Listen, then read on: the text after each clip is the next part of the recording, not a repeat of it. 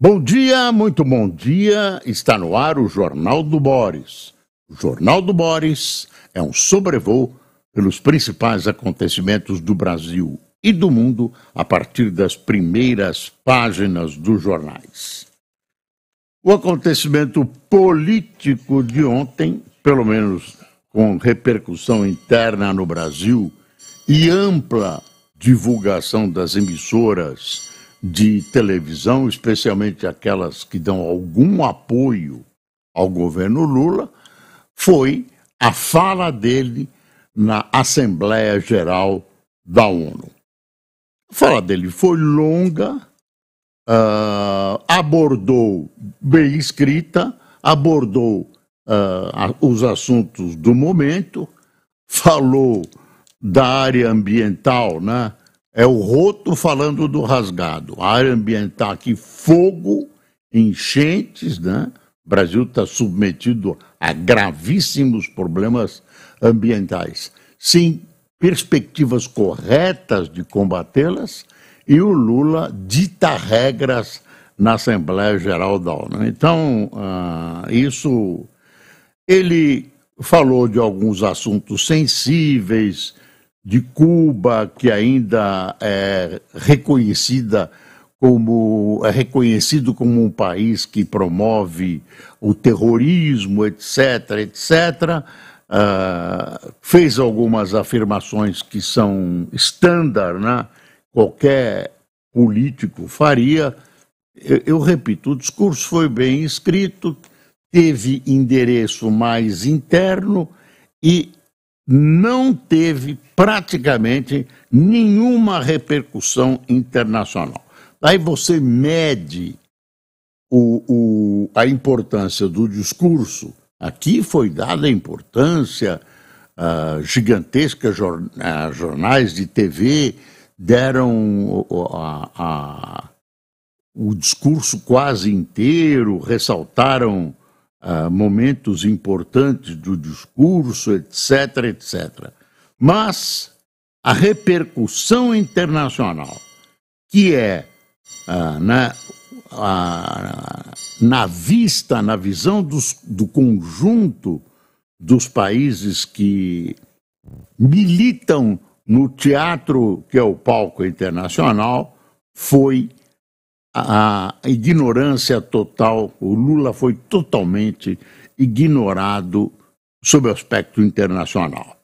Aqui no boletim do Luiz Fernando Rodrigues, né, o Poder 360. Você quer ver a análise que ele fez? Mudanças climáticas. Hoje ele vai participar, né? O Lula participa às 10 horas da reunião de chanceleres do G20. O evento será na sede da ONU. Ontem reuniu-se com Pedro Sánchez, premier da Espanha, e Emmanuel Macron, presidente da França. Conversou brevemente com Biden. Agora vamos voltar para o discurso.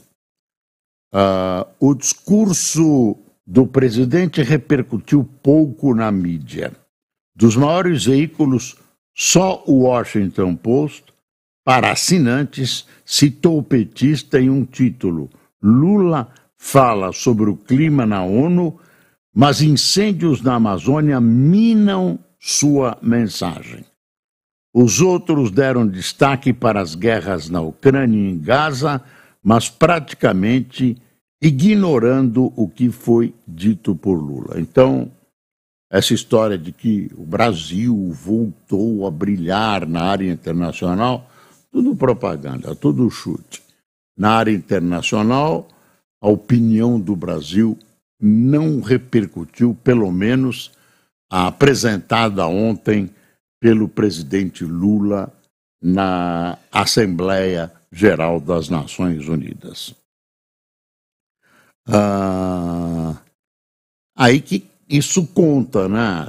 Tem importância internacional, não tem? E teve uma falha, que a gente não sabe se foi proposital ou não, de o Lula não mencionar a questão da Venezuela.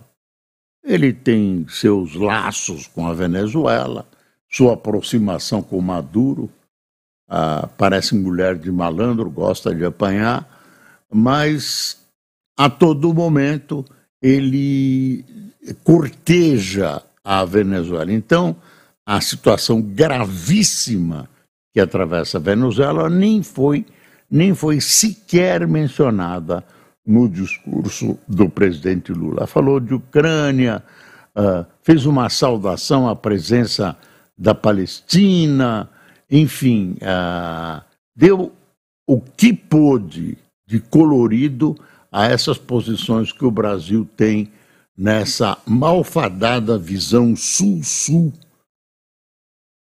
que é desenvolvida hoje pelo Itamaraty, que conduz o Brasil a uma posição, anti-americana, 2, anti-europeia, 3, ante os países democráticos do mundo, que não são anjos, mas são muito mais anjos do que Cuba, Venezuela, Coreia do Norte, Rússia, China. Eu estou incluindo Rússia e China porque devagarzinho o Brasil vai sendo enredado e executa a política que apraz a ditadura chinesa.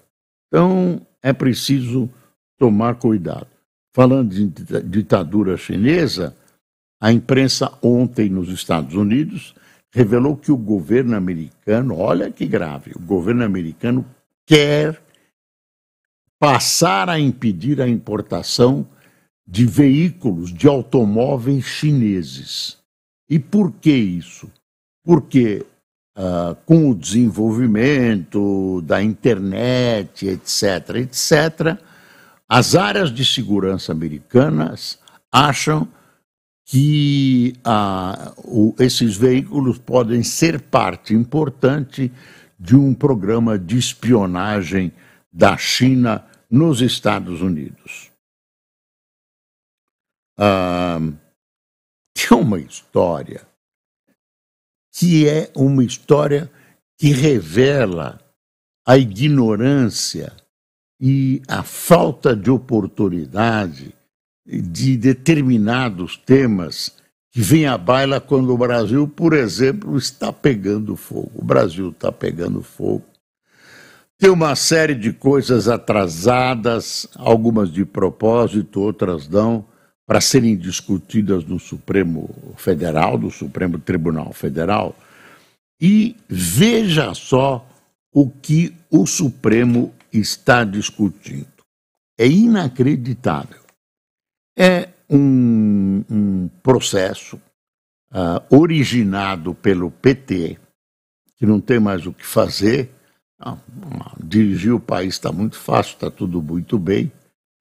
É o seguinte, para tirar o nome de mãe da declaração de nascimento de pessoas vivas, nascidos vivos do SUS, né, tem esse documento.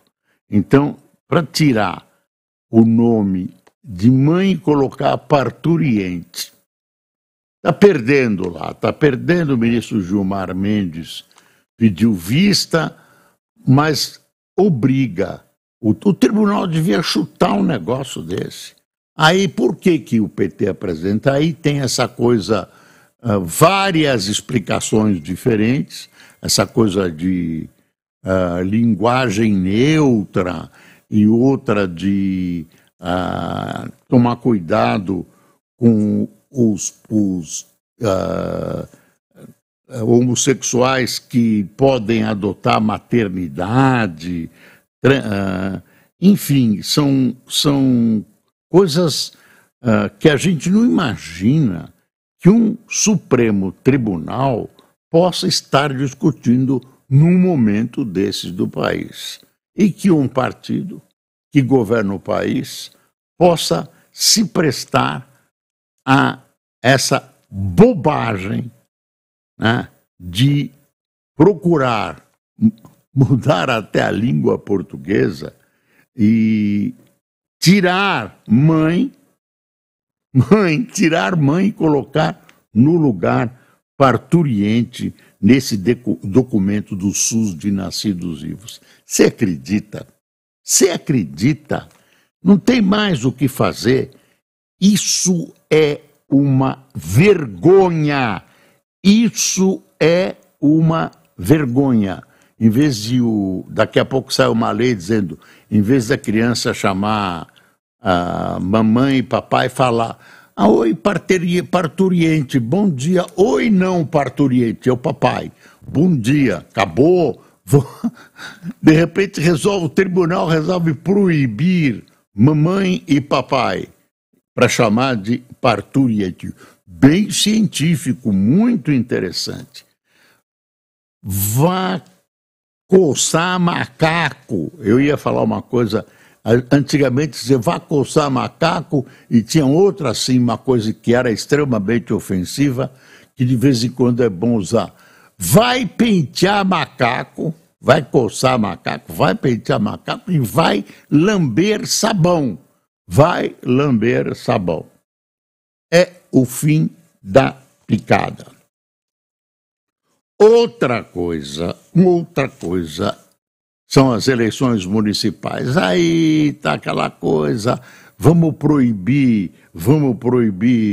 o Marçal, porque ele tem violência, blá, blá, blá, blá, e a agressão, baixo nível. O fato do Marçal é o seguinte, o Marçal é uma revista, não estou criticando o fato de ele ser revista, ele está dentro da lei e dentro do direito dele de exercer essa posição política. O Marçal fala bem, é articulado, é muito esperto, até demais para o gosto de alguns, inclusive o meu. E o que o Marçal está querendo nessa eleição? Segundo a análise, que já está nos jornais, segundo a análise, você vai vendo que o Marçal está pensando, se ele ganhar a prefeitura, ótimo. Se ele não ganhar a prefeitura, ele quer ser presidente da República. Então, ele está armando um bote para tentar ser uma revista na eleição presidencial de 2026.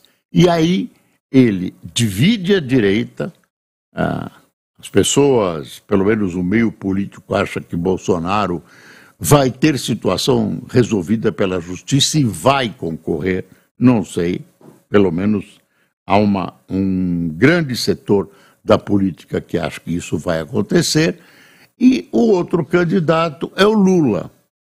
É o Lula, que seria mais uma vez candidato pelo PT. Candidato à reeleição, completaria 4 mandatos. 4 mandatos se fosse eleito. Aí aparece o Marçal, preparadinho, articulado, com o nome bem veiculado. Bom, e ontem saiu uma outra pesquisa, é uma pesquisa Quest, foi Quest, né? Que dá os 3 como empatados. Os 3 como empatados, tecnicamente. Em primeiro está o Nunes, com pouquíssima diferença do segundo do candidato do Lula, do Boulos, sempre esqueço o nome de Boulos, não sei porquê. E em terceiro lugar está o Marçal. Marçal está com 19. Então está tudo um muito perto do outro, com uma ligeira vantagem para o atual prefeito. Quando você hoje, faz uma avaliação, faz uma pesquisa de quem ganharia o segundo turno, desses 3, o Ricardo Nunes, ganha de todos eles num eventual segundo turno. Mas, preste atenção, é hoje, neste momento, é uma fotografia do que acontece. Nada mais, nada mais. Então, vamos esperar, porque a verdadeira pesquisa vem no dia 6 de outubro, que é a eleição para prefeito de São Paulo. E a gente abre o jornal e leva um soco quando abre o Estadão. O Estadão e a Folha estão dando manchete sobre o mesmo assunto. Olha, beneficiários do Bolsa Família gastaram 3 bi via Pix em casas de apostas. Isso o Lula não fala. Aqueles que o governo dele está promovendo esse tipo de coisa, falta regulamentar, que é mais uma desgraça na vida dos brasileiros, especialmente dos mais pobres. Olha a manchete da Folha. Brasileiros gastam 21 bi com apostas online via Pix em agosto. 21 bi em agosto. Quer ver aqui? Deixa eu pegar essa coisa aqui. Do Estadão. Dado referente a agosto, consta de nota técnica do Banco Central. Gasto médio do apostador foi de R$100. Gozado, brasileiros gastaram 21 bi. Mas, dentro desse gasto de 21 bi, 3 bi foram gastos pelo pessoal beneficiário do Bolsa Família. O cara deixa de pagar o aluguel, as histórias que vão aparecendo, deixa de pagar aluguel, vai para uma ação de despejo por causa desse jogo. Pelo menos, se vocês querem o jogo, pelo menos tem que restringir a publicidade, proibir que o jogo seja difundido pelas camisas dos jogadores, que a televisão tenha propaganda como tem do álcool, tarde da noite, se é que se pode deixar, porque é uma desgraça anunciada, gente. É uma desgraça anunciada. Olha, eu não quero fazer nenhuma ilação, mas você tem visto os escândalos que têm estourado, o pessoal... quem é que entra nisso aí? Qual é o passado desse pessoal? Né? Que eles querem com lavagem de dinheiro que tem aparecido nesses casos, que são confusos, bem elaborados, trabalhados por advogados, enfim. O pessoal tem muito dinheiro, hein? Dinheiro faz milagres. Quer ver? Nota técnica do Banco Central. Quer dizer, essa informação não é da Folha e do Estado, é do Banco Central. Nota técnica do Banco Central sobre mercado de apostas online no país aponta que, em agosto, 5 milhões de beneficiários do Bolsa Família enviaram 3 bilhões às bets via Pix. O valor médio transferido por beneficiário é de R$100. Entre esses apostadores, 70% são chefes de família, ou seja, são os que de fato recebem o Bolsa Família de R$690 em média. O Banco Central utilizou para a pesquisa o número de cadastrados de dezembro de 2023, dentre os quais 17% fizeram apostas.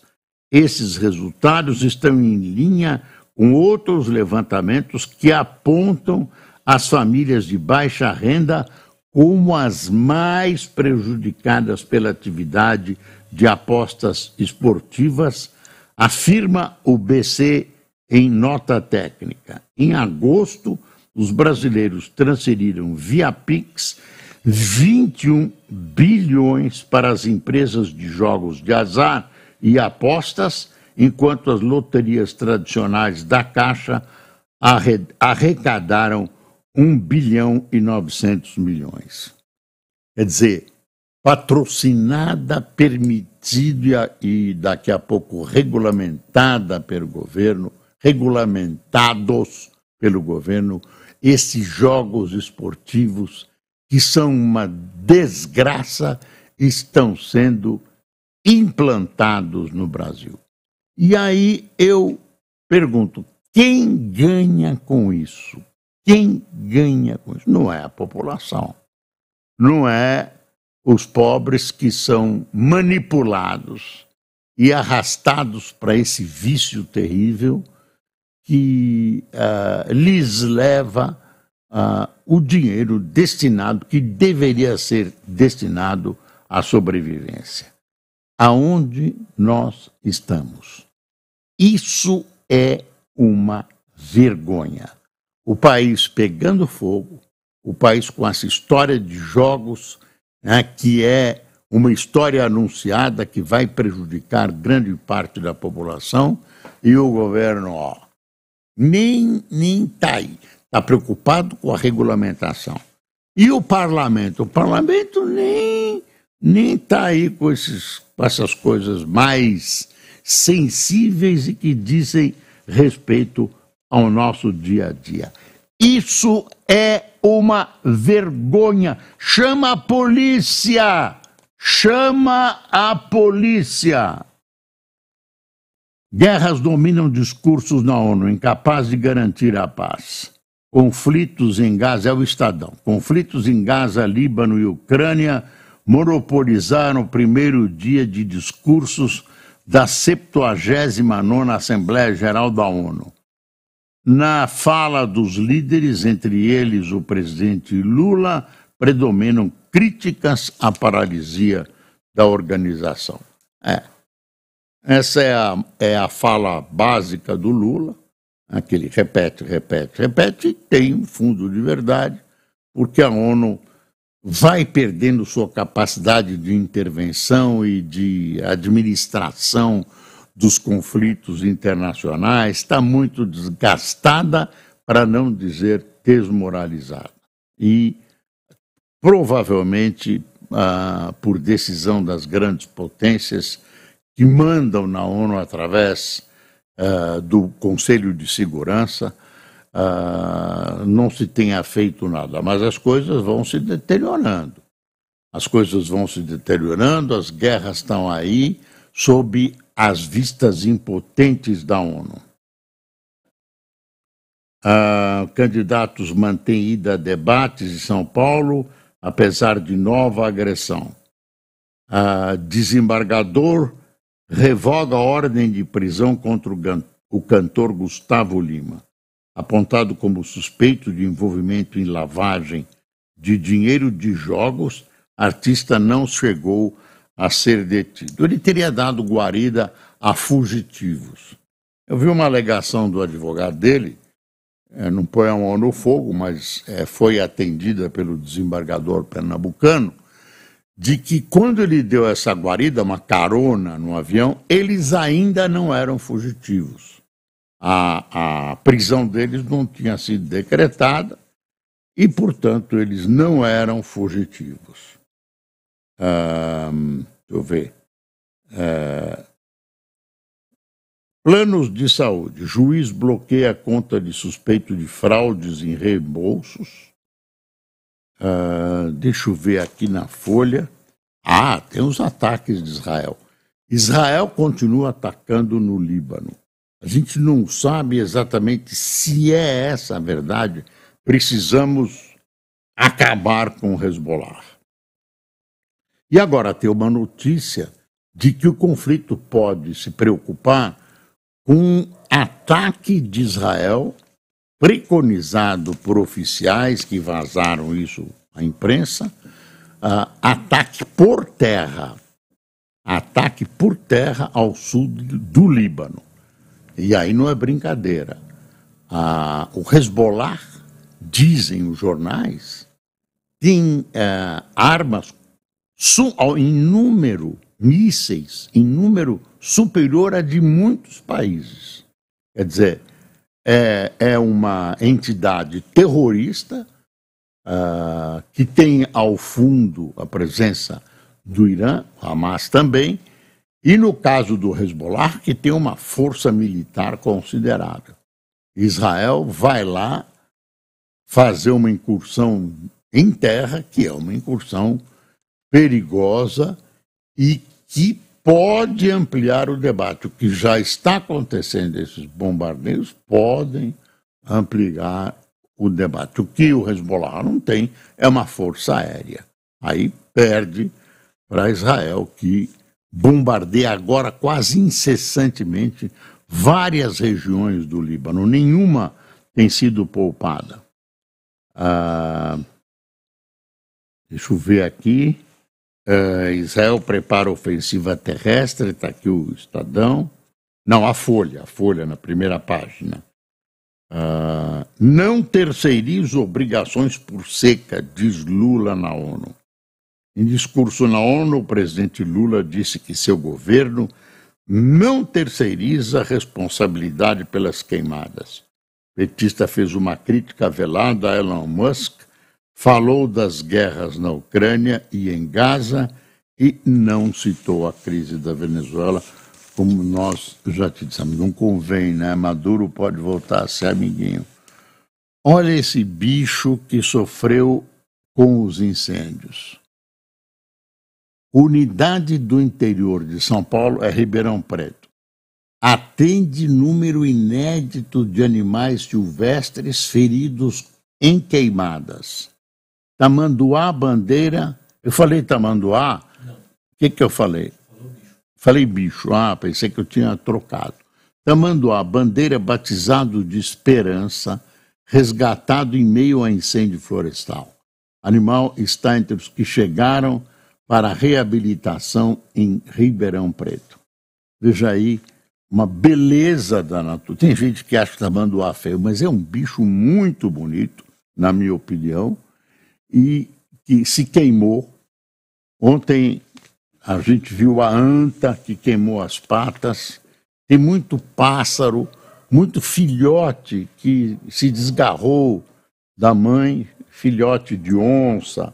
É uma tristeza, e a gente vê que tem gente interessada, gente abnegada em procurar minimizar o sofrimento desses pequenos seres, alguns são grandes, né, da natureza, que são as grandes vítimas, não sabem o que acontece, não sabem como agir e que devem estar sofrendo muito mais do que a vista consegue alcançar. Está aqui, vamos ver. Labaredas, no painel, que é assinado pelo Fábio Zanini. O governo Lula trabalha com a perspectiva de que as investigações para processar os autores dos incêndios criminosos registrados no país avancem nas próximas semanas. Bom.